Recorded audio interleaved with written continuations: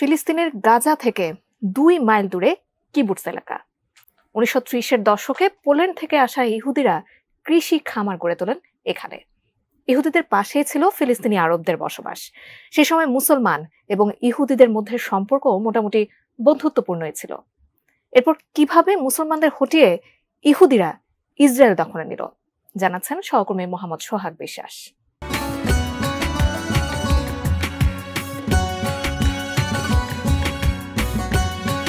1930-এর দশকে ইহুদিরা ফিলিস্তিনের গাজায় বসবাস শুরু করে। এরপর ইহুদিরা দলে দলে সেখানে আসে এবং জমি ক্রয় করতে থাকে। ইসরায়েল রাষ্ট্রের প্রতিষ্ঠার সময় প্রায় 7 লাখ ফিলিস্তিনি বাস্তুচ্যুত হয়েছে। তারা ভেবেছিল দ্রুত সমস্যার সমাধান হলে তারা বাড়ি ফিরে আসতে পারবে, কিন্তু ইসরায়েল তাদের আর কখনই বাড়ি ফিরতে দেয়নি। ইসরায়েলের সাবেক প্রেসিডেন্ট মিশন পেরেজ 10 বছর আগে বিবিসিকে দেয়া এক সাক্ষাৎকারে বলেছিলেন, ফিলিস্তিনিদের কেন এই দশা হলো সেজন্য তাদেরকেই প্রশ্ন করা উচিত। 1897 সাল থেকেই একটি রাষ্ট্র গড়ে তুলতে চেয়েছিল ইহুদিরা। 1917 সাল থেকে 1948 সাল পর্যন্ত ফিলিস্তিনের ভূমি ব্রিটেনের নিয়ন্ত্রণে ছিল। 1917 সালের নভেম্বর মাসে তুরস্কের সেনাদের হাত থেকে জেরুজালেম দখল করে নেয় ব্রিটেন। তখন থেকেই ইহুদিদের জন্য রাষ্ট্র গঠনে সহায়তা করবে বলে সিদ্ধান্ত নেয় ব্রিটেন। ব্রিটেনের তৎকালীন পররাষ্ট্রমন্ত্রী লর্ড আর্থার জেমস বেলফোর বিষয়টি জানিয়ে চিঠি দিয়েছিল ইহুদি আন্দোলনের নেতা ব্যারন রথস্চাইল্ডকে। তৎকালীন ব্রিটেনের পররাষ্ট্রমন্ত্রীর সে চিঠি বেলফোর ডিক্লারেশন হিসাবে পরিচিত। সেখানে একটি রাষ্ট্র গঠনে ব্রিটেনের সহায়তার কথা জানানো হয়। যদিও রোমান থেকে ইহুদিদের ছোট্ট একটি ধর্মীয় গোষ্ঠী সে জায়গায় বসবাস করত, ইউরোপে ইহুদিদের প্রতি যে নেতিবাচক দৃষ্টিভঙ্গি ছিল সেটি তাদের একটি নিজস্ব রাষ্ট্র গঠনের ভাবনাকে আরও ত্বরান্বিত করেছে। 1933 সালের পর থেকে জার্মানির শাসক হিটলার ইহুদিদের প্রতি কঠোর হতে শুরু করে। জাহাজে করে হাজার হাজার ইহুদি অভিবাসী ফিলিস্তিনি ভূখণ্ডে আসতে থাকে। তখন ফিলিস্তিনি আরবরা বুঝতে পারে যে তাদের অস্তিত্ব হুমকির মুখে পড়ছে। ফিলিস্তিনি আরবরা নিজেদের অস্তিত্ব টিকিয়ে রাখার জন্য বিদ্রোহ করে। তাদের হামলার লক্ষ্যবস্তু হয়েছিল ব্রিটিশ সৈন্য এবং ইহুদি নাগরিকরা। কিন্তু আরবদের সে বিদ্রোহ কঠোর হাতে দমন করে ব্রিটিশ সৈন্যরা। ফিলিস্তিনিদের উপর ব্রিটিশ সৈন্যরা এত কঠোর দমন নিপীড়ন চালিয়েছিল যে আরব সমাজে ভাঙন তৈরি হয়েছিল। বিদ্রোহীরা তাদের জন্য একটি রাষ্ট্র গঠনে বদ্ধপরিকর ছিল। ব্রিটেনের সহায়তায় তারা কাজও এগিয়ে নিচ্ছিল। দ্বিতীয় বিশ্বযুদ্ধের সময় হিটলার বাহিনীর লাখ লাখ ইহুদিকে হত্যার পর নতুন আরেকটি বাস্তবতা তৈরি হয়। 1945 সালে দ্বিতীয় বিশ্বযুদ্ধ শেষ হবার পর যেসব ইহুদি বেঁচে গিয়েছিল তাদের জন্য কি করা যায় তা নিয়ে আলোচনা শুরু হয়। তখন ফিলিস্তিনি ভূখণ্ডে ইহুদিদের জন্য একটি আলাদা রাষ্ট্র গঠনের চিন্তা আরও গতি পায়।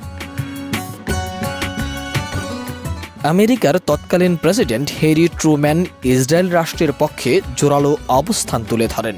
ট্রুম্যান চেয়েছিলেন হিটলারের হাত থেকে বেঁচে যাওয়া 1 লাখ ইহুদিকে অতি দ্রুত ফিলিস্তিনের ভূখণ্ডে জায়গা দেওয়া হোক। কিন্তু ব্রিটেন বুঝতে পারছিল যে এত বিপুল সংখ্যক ইহুদিদের ফিলিস্তিনি ভূখণ্ডে নিয়ে গেলে সেখানে গৃহযুদ্ধ বেঁধে যাবে।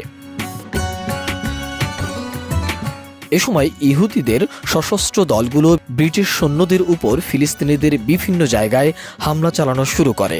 তখন ইউরোপ থেকে ফিলিস্তিনিদের উদ্দেশ্যে জাহাজে বোঝাই করে আসা হাজার হাজার ইহুদিদের বাধা দেয় ব্রিটিশ বাহিনী।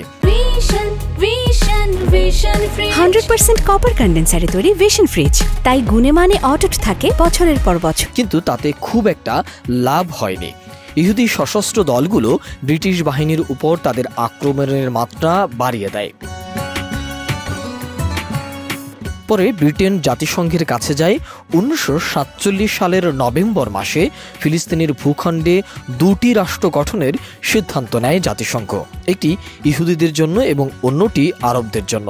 ইহুদিরা মোট ভূখণ্ডের 10% মালিক হলেও তাদের দেয়া হয় মোট জমির অর্ধেক। আরবরা এ সিদ্ধান্ত মেনে নেয়নি। তারা জাতিসংঘের সিদ্ধান্ত খারেজ করে দেয়, কিন্তু ইহুদিরা বিজয় উল্লাস শুরু করে।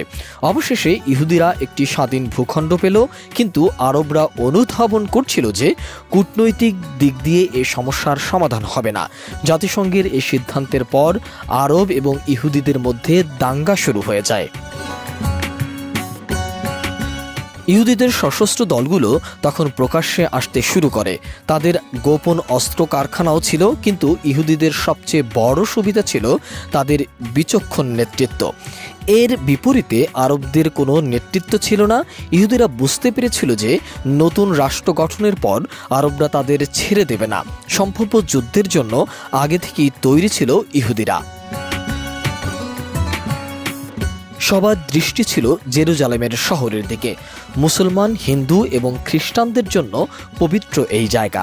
জাতিসংঘ যে সিদ্ধান্ত দিয়েছিল সেখানে জেরুজালেম আন্তর্জাতিক নিয়ন্ত্রণে থাকবার কথা ছিল, কিন্তু আরব বা ইহুদি কোনো পক্ষই সেটা মেনে নেয়নি। ফলে জেরুজালেম শহরের নিয়ন্ত্রণের জন্য দুই পক্ষের মধ্যে যুদ্ধ অনিবার্য হয়ে পড়ে।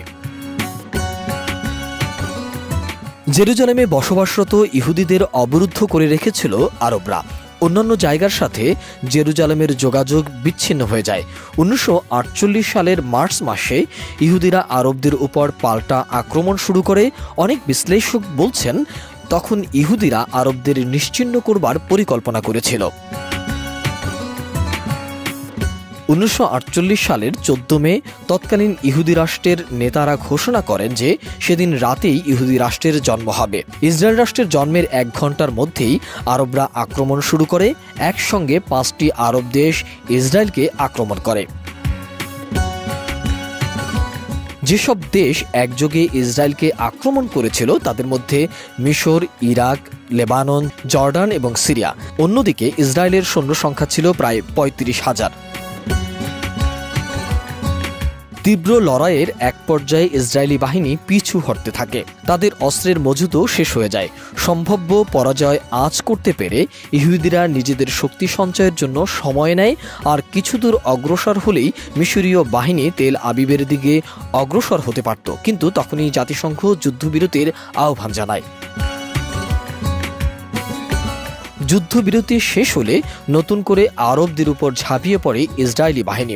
একের পর এক গুরুত্বপূর্ণ জায়গা দখল করে নেয় ইহুদিরা। তেল আবিব এবং জেরুজালেমের উপর তাদের পূর্ণ নিয়ন্ত্রণ প্রতিষ্ঠিত হয়। জাতিসংঘের মাধ্যমে আরেকটি যুদ্ধবিরতির মাধ্যমে সেই সংঘাত থেমে যায়। 1947 সালের নভেম্বর থেকে 1949 সালের জানুয়ারি মাস পর্যন্ত প্রায় 6,000 ইহুদি নিহত হয়েছিল। ইহুদিরা মনে করেন যে তারা যদি সে যুদ্ধ পরাজিত হতো তাহলে আরবরা তাদের নিশ্চিহ্ন করে দিত। তবে 1948 সালের পর থেকে সামরিক, রাজনৈতিক এবং অর্থনৈতিক দিক থেকে অতি দ্রুত উন্নতি লাভ করে ইসরায়েল, আর আরবরা বরাবরই নির্যাতনের শিকার হয়ে আসছে। মোহাম্মদ সোহাগ বিশ্বাস, এটিএন নিউজ।